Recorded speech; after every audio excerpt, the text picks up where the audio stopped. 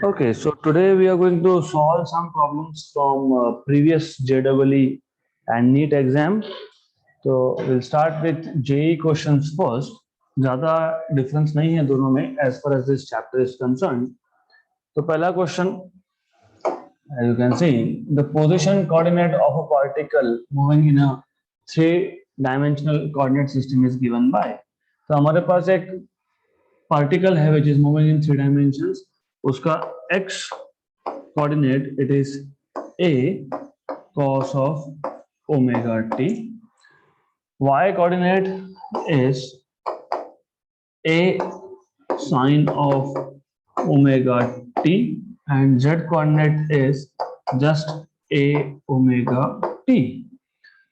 The speed of the particle is, तो आपको speed of the particle पूछा है. How can you find out speed of the particle? is a very simple thing. तो आपको करना क्या होता है, पहले आपको पोजीशन से x component of speed, y component of speed मतलब velocity and z component of velocity find करना पड़ेगा. So what you will do is from the given data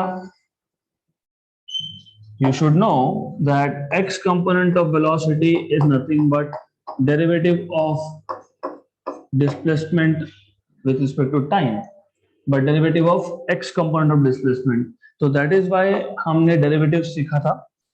So derivative of x with respect to time, so d by dt of a cos omega t.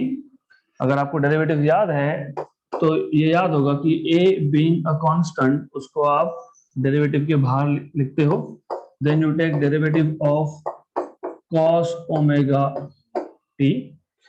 If you remember, cos का derivative होता है minus sine omega t into derivative of omega t which is omega. जिसको derivative याद नहीं है उनके लिए मैं एक बार बता देता हूं. Derivative of a cos of some function of t, f of t. Why some function of t? Because you see here you have omega t, मतलब cos of omega t मतलब cos of function of t. a constant है, constant को derivative के बाहर लिखते हो. then you take derivative of d dt of cos of f of t. cos का derivative मतलब minus sine of f of t into derivative of f of t. So this is what we have already learned in state board classes, theory classes. Okay, तो आपको ये पता होना चाहिए derivatives कैसे लेते हैं. Now आपके पास डिस्प्लेसमेंट का x कंपोनेंट था तो आपने वेलोसिटी का x कंपोनेंट निकाल लिया. Similarly you have y component of displacement, so you can find out what is y component of velocity. So what you can do is simple है. तो यहाँ पे आप vy लोगे, it will be dy by dt, that is derivative of a sin omega t, that is equal to a constant sin omega t का derivative cos omega t into omega t का derivative omega. तो ये आपके पास आ गया y component of velocity. Similarly z का derivative लोगे आप. सो z component of velocity is derivative of z with respect to t. तो derivative of a omega t.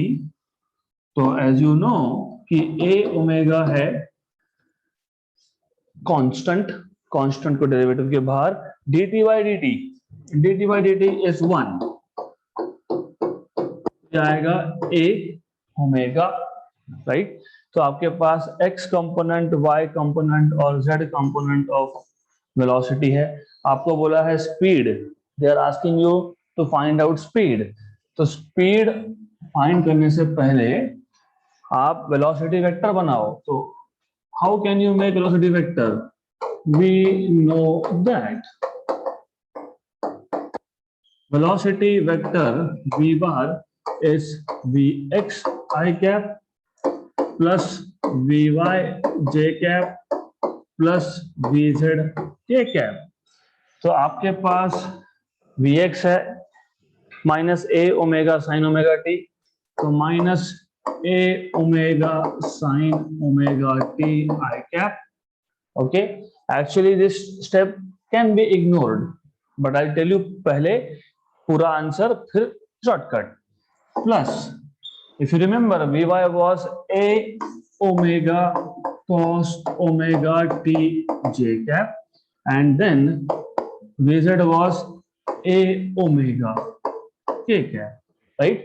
फिर आप बोलोगे ये वेलोसिटी का x कंपोनेंट, ये y कंपोनेंट, ये यहाँ पे z कंपोनेंट, देन यू से कि वेलोसिटी का magnitude is nothing but speed. So speed is nothing but mod of velocity, that is equal to under root of x component of velocity square plus y component of velocity square plus z component of velocity square. Correct? Right? ये तो हमने पहले ही find करके रखा है. So that is why it is not required for you to write this step. You can directly go here. तो directly आप कर सकते हो. Okay, so this is equal to under root of अब x component minus a omega sin omega t, तो minus a omega sin omega t का square plus a omega cos omega t का square plus a omega का square, right?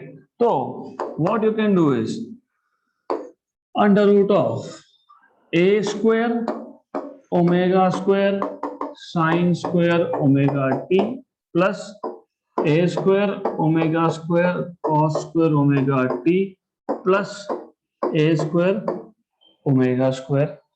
सब में a square omega square है, take out common, तो under root of a square omega square common sin square omega t plus cos square omega t plus 1, क्योंकि यहां से a square omega square common आ गया.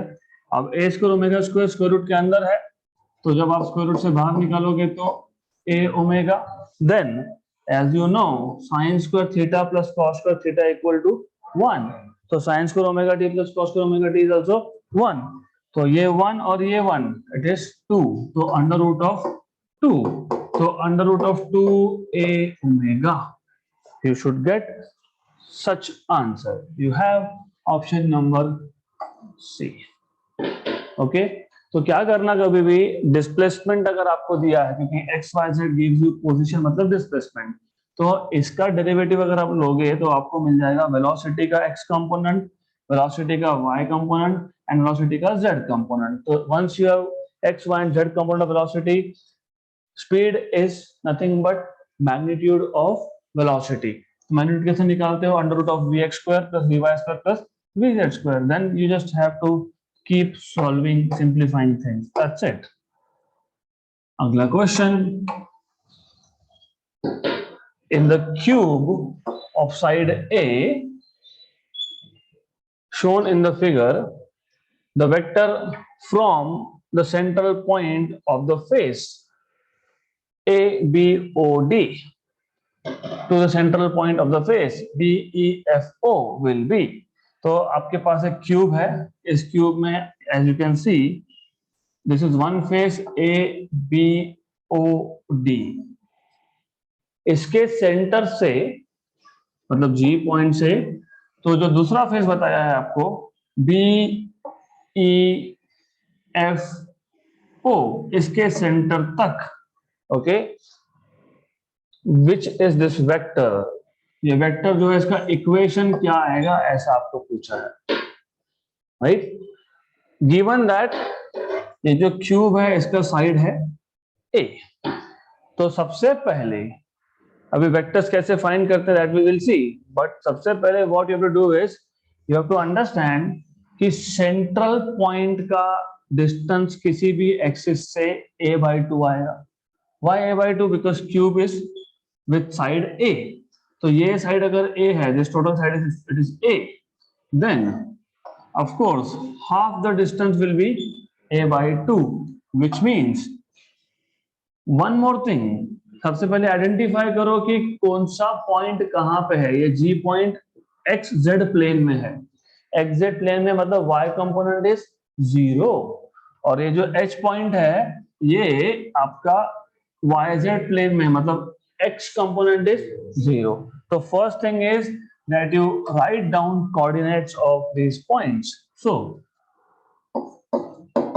coordinates of point G are G कौन से plane में था x z ओके तो सबसे पहले उसका y आएगा 0 x कंपोनेंट कैसे फाइंड करते हो तो you have to know this by the way ये सेंट्रल पॉइंट है फेस के सेंटर पे है तो ये डिस्टेंस यहाँ पे you will have a/2 and this distance will also be a/2। इसका मतलब ये होता है that this will be a/2 and this will be a/2 right. तो मिल गए coordinates of point G। Point G के कोऑर्डिनेट्स मिल गए तो G पॉइंट का पोजीशन वेक्टर मिल जाएगा। आपको याद है पोजीशन वेक्टर कैसे फाइंड करते हो x component i cap plus y component j cap plus z component k cap. So therefore position vector of G is I will denote it by small g okay bar। तो x component is a/2 I cap plus y component is 0 and then you have a/2 k cap। मतलब आपके पास g बार आ गया a/2 I cap plus a/2 k cap। ये आपको मिल गया g का position vector. Similarly h का I will not write details here, but as you know, h point ये yz plane में है। h point अगर ये yz प्लेन में है मतलब इसका x कंपोनेंट 0 है मतलब इस h point के जो कोऑर्डिनेट्स होंगे वो होंगे 0 a/2 एंड a/2 करेक्ट। सिर्फ प्लेन चेक करते रहना।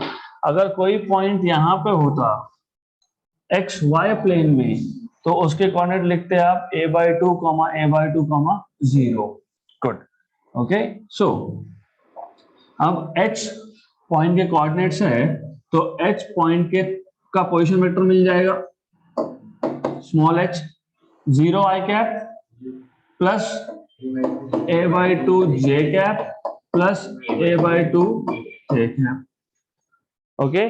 तो आपके पास पोजीशन वेक्टर है h का और g का। So similarly position vector of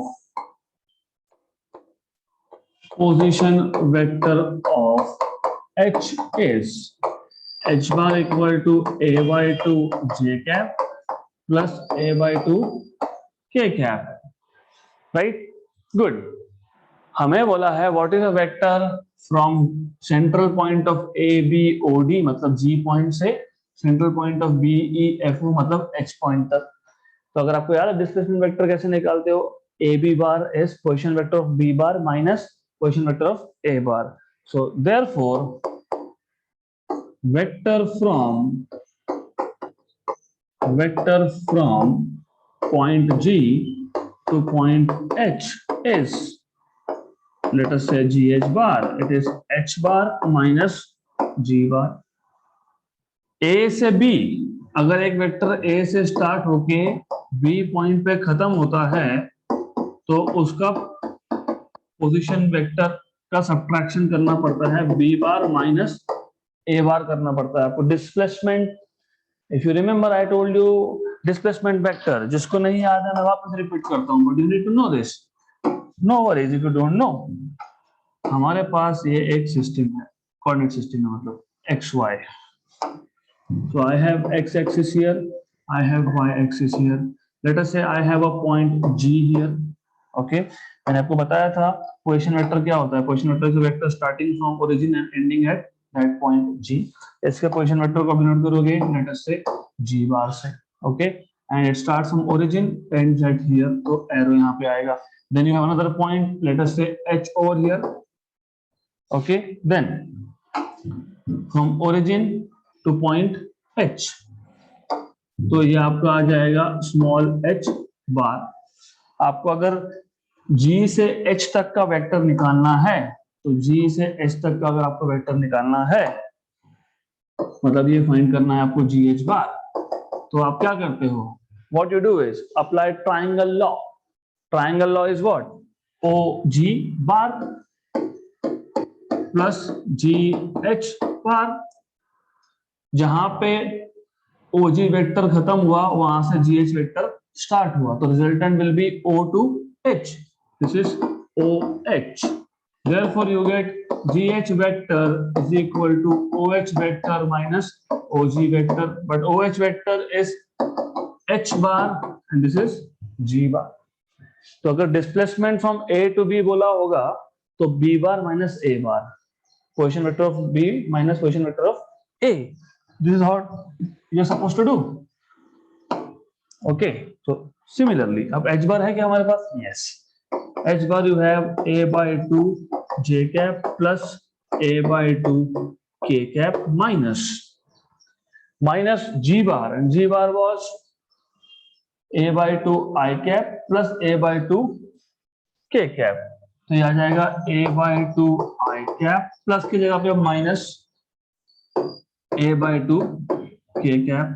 तो ये और ये टर्म कैंसिल हो गया, तो therefore you will get GH bar as minus A by 2 I cap plus A by 2 J cap. Okay, so let's see if it is in the option. Check. Minus J cap plus और I cap minus. Option number B. है ना? A by 2 common निकल लिया, J cap plus और I cap minus. So this is what you have. It's the same thing. I can take out from here A by 2 common. I can say minus I cap plus J cap. मतलब A by 2 J cap minus I cap. Done. Okay. So this was from 2019 JEE. Okay. So simple questions है, not really difficult. Next question. Two forces P and Q of magnitude 2F and 3F respectively are at an angle theta with each other. If the force Q is doubled, then the resultant also gets doubled, then the angle is. ऐसा है, आपके पास दो vectors है, दो forces है, P and let us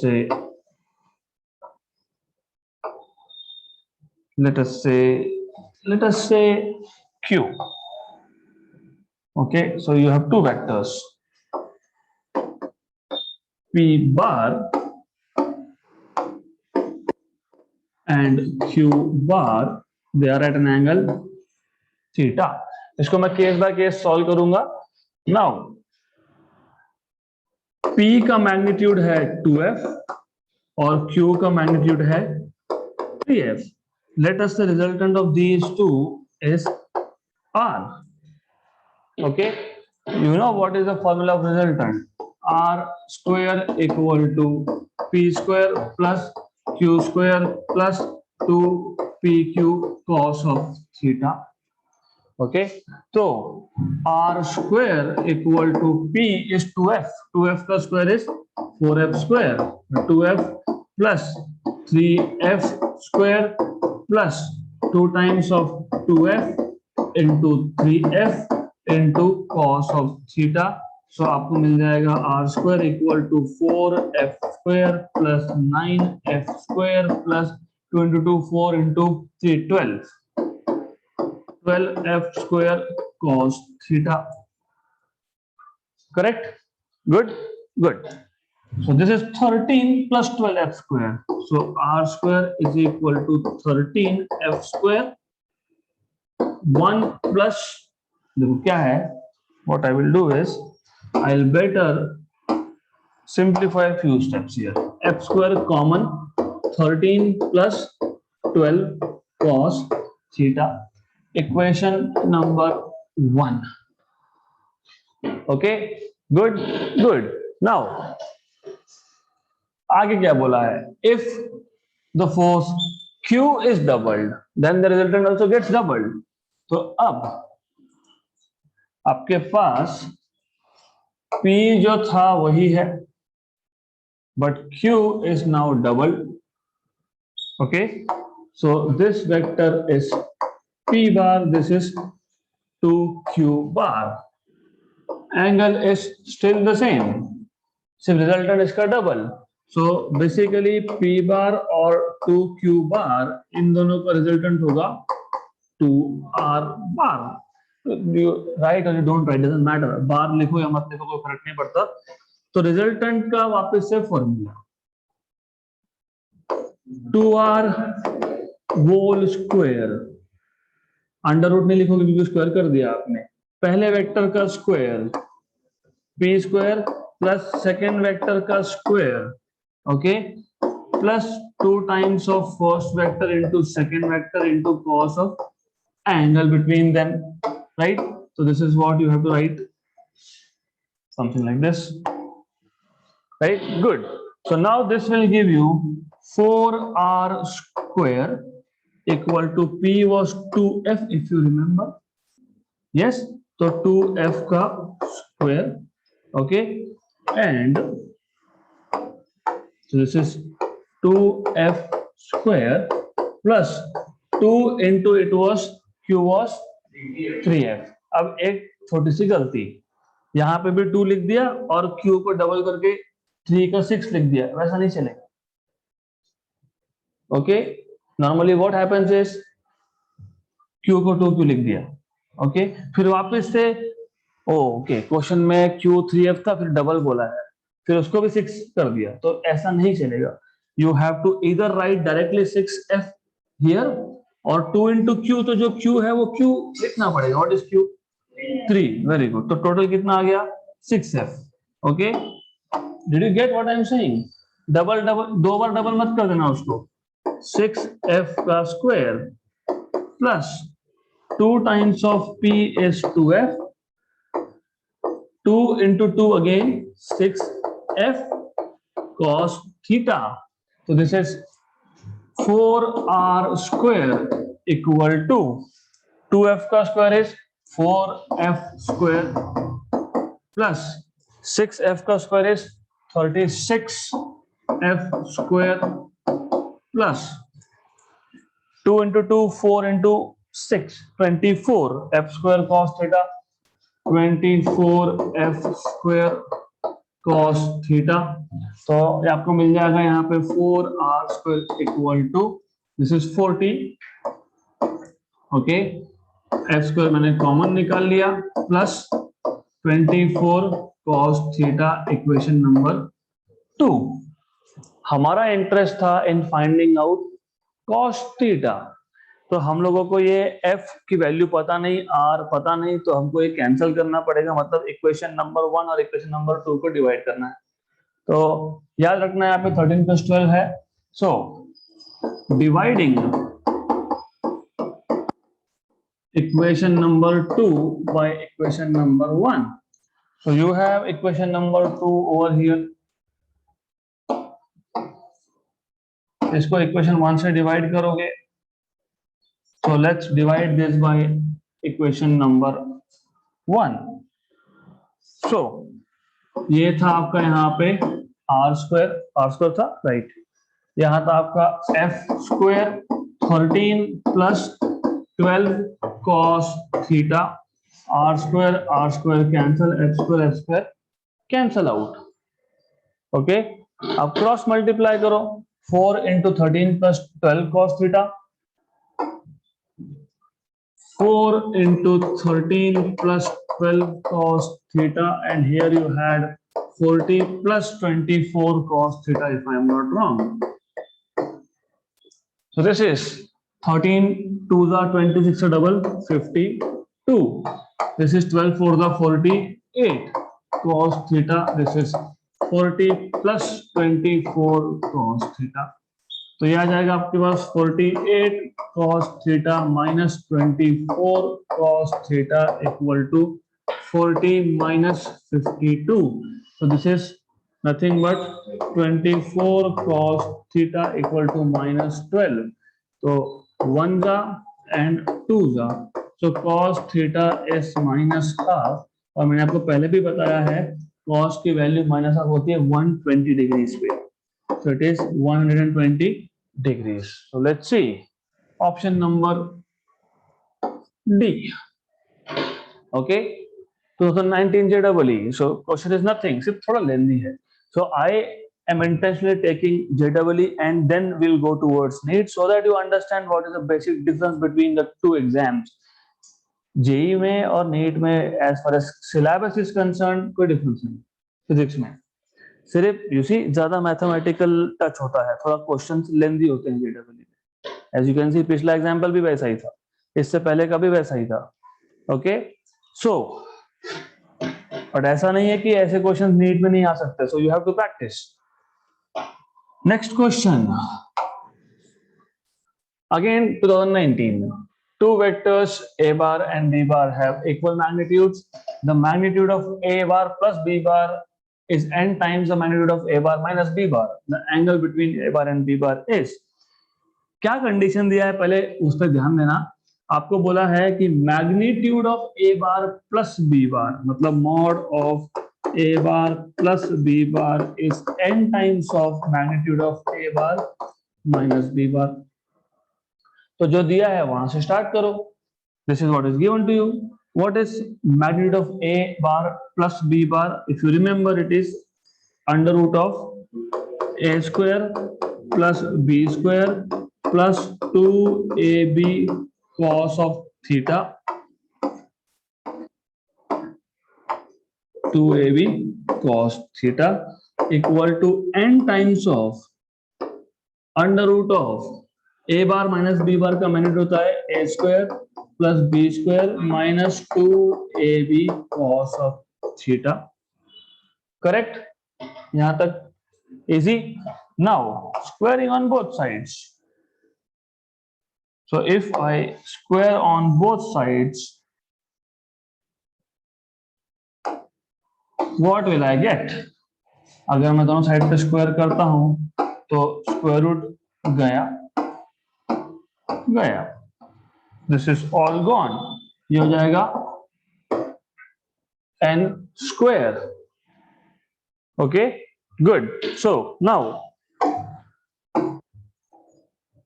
अब इसको simplify करना है. That's it. That's all you are supposed to do. So you just have to simplify this. कैसे करोगे? Easy है.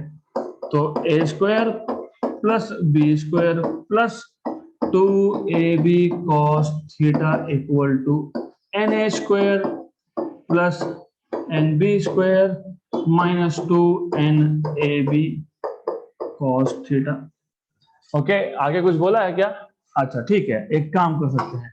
Even before doing this step, क्योंकि you have been given some particular information. आपको क्या बताया है? आपको पहला ही line, first line of this question, what they are telling you is magnitudes are equal. दोनों वेक्टर्स जो है उसका मैग्नीट्यूड इक्वल है. So but a is equal to b. तो a square plus 2a square cos theta. तो a square plus 2a square cos theta and this is equal to n square into a square plus a square minus 2a square cos theta. Right? तो ये आ जाएगा आपका 2a square plus 2a square cos theta. Okay, this is 2a square minus 2a square cos theta into n square. तो left hand side of this equation will be 2a square 1 plus cos theta equal to 2a square n square 1 minus cos theta. तो ये और ये cancel. तो you have, हमें क्या find करना था? थीटा. तो you have over here 1 plus cos theta equal to n square minus n square cos theta.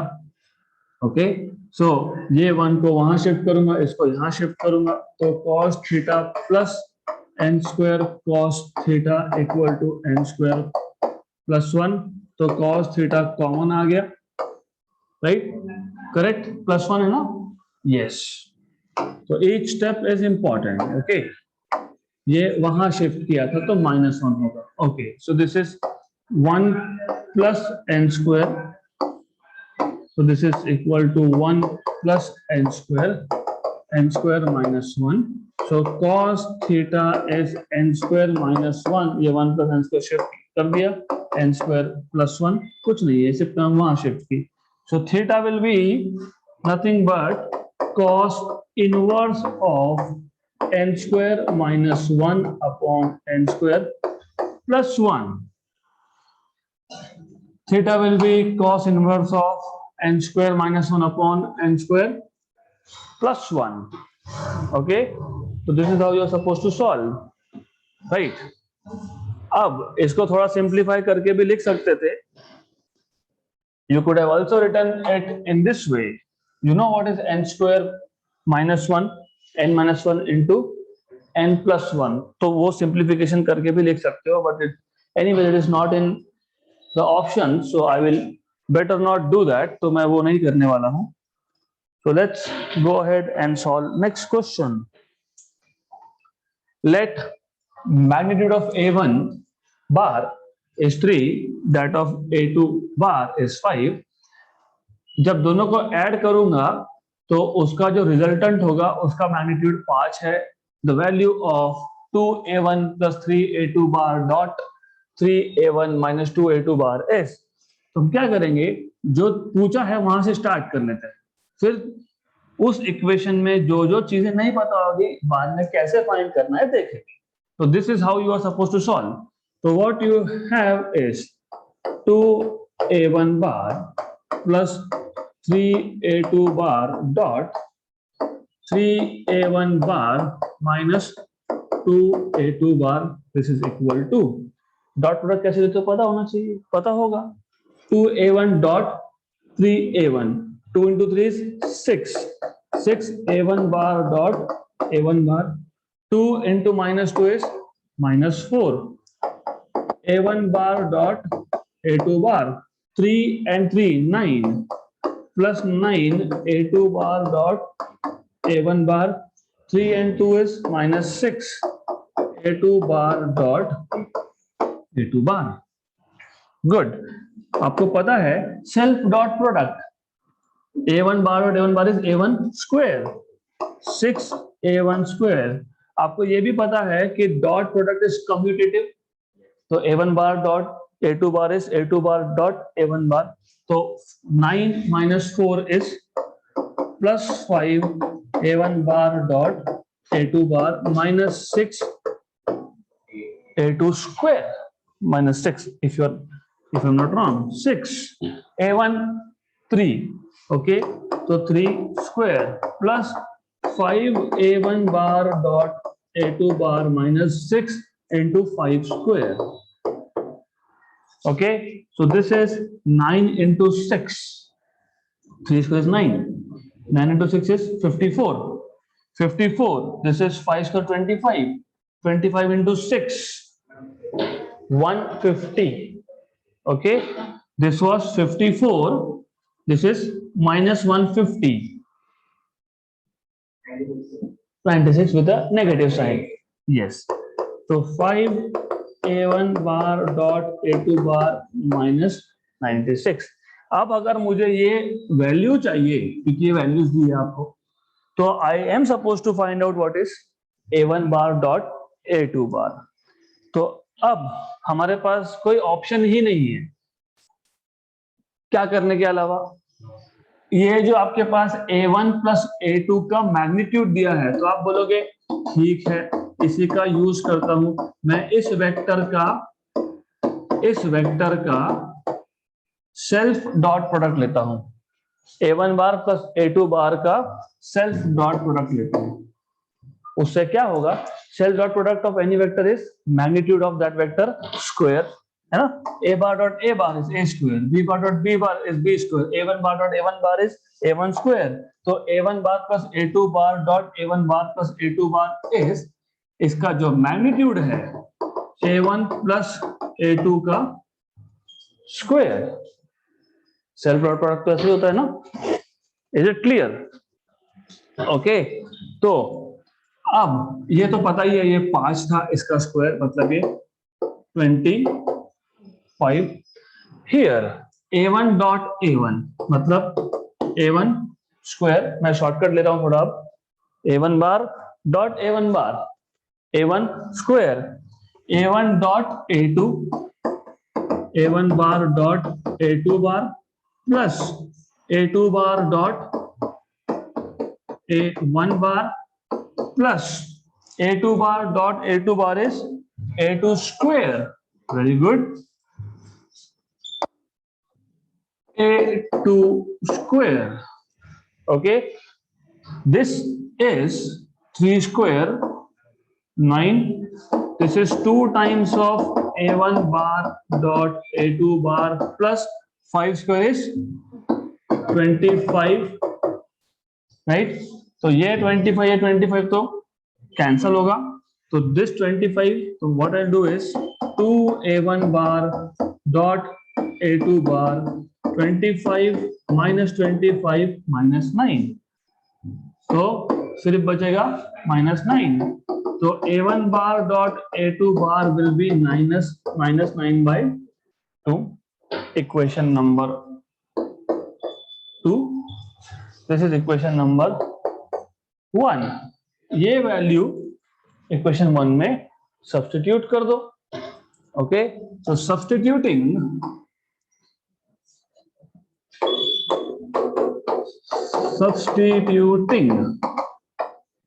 value from 2 in equation number 1. So as you remember, हमारे पास पूछा क्या था, 2a1 bar plus 3a2 bar dot 3a1 bar minus 2a2 bar. हमारे पास ये आया था 5a1 बार dot a2 bar. तो 5 इंटू -9/2 -96. अब इसको सॉल्व करो. This is -45. अब मैं ओरली बता देता हूं आपको ये by 2 -96. How to do this orally? -45/2, 45 का हाफ 22.5 माइनस 22.5 पॉइंट है ये, -22.5 माइनस 96. 96 में 20 ऐड करो, 116, और आगे का 2.5 भी ऐड करो, -118.5. तो ऐसा ऑप्शन होना ही चाहिए, ऑप्शन नंबर बी, राइट. तो this is how you are suppose to solve such questions. तो कुछ नहीं है, again it is little bit mathematical. अगला question,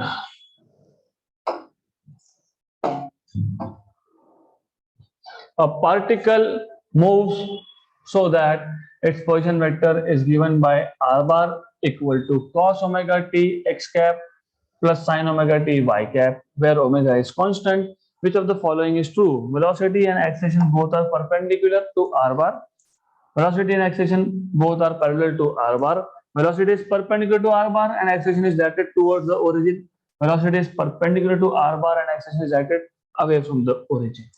Okay, this is 2016 question from NEET exam. तो ये NEET से है. Okay, so what you have to do is, सबसे पहला काम जो दिया है, क्या दिया है हमको, r bar. So we have been given r bar and that is equal to cos omega t x cap. x cap मतलब i cap. ओके, तो कुछ बुक्स में i cap की जगह पे x cap यूज करेंगे, plus sine omega t y cap. आपको velocity और एक्सेलेरेशन ऐसा हर एक ऑप्शन में दिया है, मतलब आपको वेलोसिटी और एक्सेलेरेशन फाइंड करना है। तो वेलोसिटी कैसे फाइंड करते हो? Derivative of displacement, okay, that is derivative of जो आर बार दिया है आपको, cos omega t x cap plus sin omega t Y cap, okay. तो पहले टर्म का डेरिवेटिव cos का derivative x cap plus sin का डेरिवेटिव y कैप, तो derivative of cos omega t x cap plus derivative of sin omega t y cap. cos का derivative मैंने already बताया है, minus omega sin omega t x cap, cos का derivative minus sine, फिर omega t का derivative वापस से omega, okay. Sine का derivative omega cos omega t Y cap, ये आ गया आपका v vector.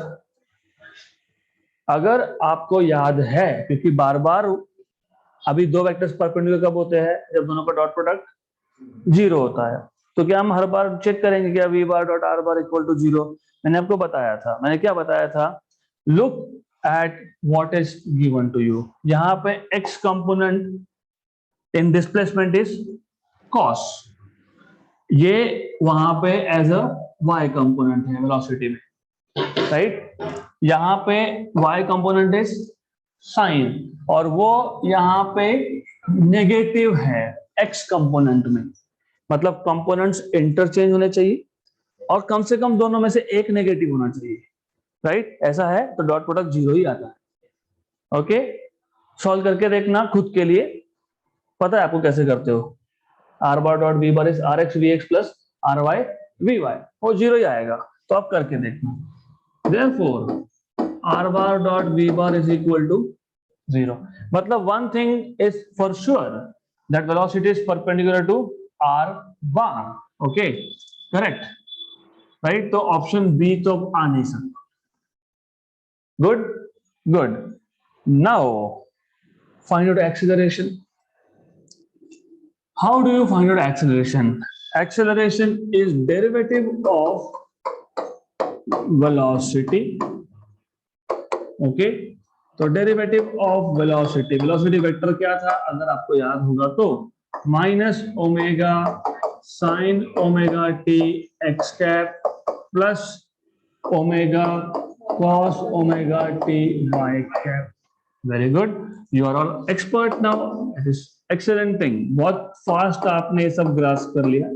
So this is minus omega sine omega t x cap का derivative plus derivative of omega cos omega t Y cap.